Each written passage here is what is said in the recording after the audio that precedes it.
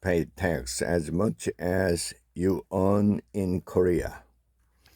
Apple, which earned 7.3 trillion won from its operation in Korea in 2022, paid a corporate income tax of 50 billion won last year.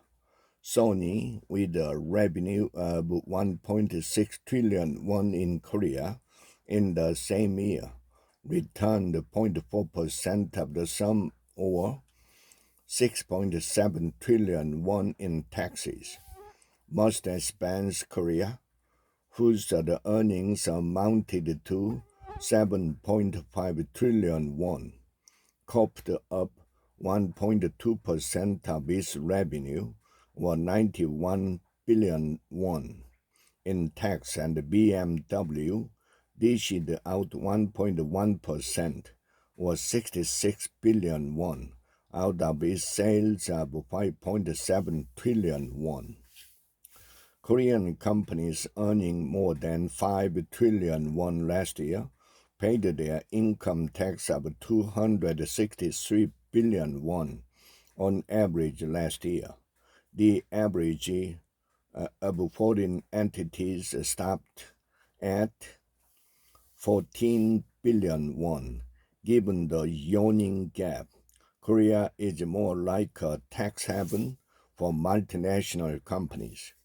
The Organization for Economic Cooperation and Development devised the Global Anti-Base Erosion Model rules to ensure large multinational enterprises pay a minimum level of tax on their income in each jurisdiction of their operation. Multinational enterprises earning more than 1 trillion won must calculate their income and the taxes on a jurisdictional basis, and if it results in a tax rate lower than the minimum effective tax rate of 15%, their headquarters must return the differences. The OECD-guided tax agreement took effect in Korea from this year.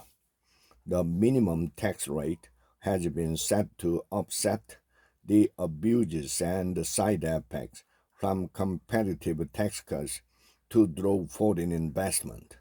The Wall Street Journal pointed out that government were lowering the effective tax rate through tax credit and subsidies by exploiting the loopholes in the minimum tax rate system. A balanced tax policy on incomes according to domestic tax law, while appealing to foreign capitals to add jobs and revenues in Korea, is important. The NTS plans to levy compliance deposit to ensure foreign companies comply with tax processing responsibilities. Foreign companies are required to update the contact and information for tax queries, but their submission rate stood at 45% last year. Cheap tax is not the sole appeal to investment by multinationals.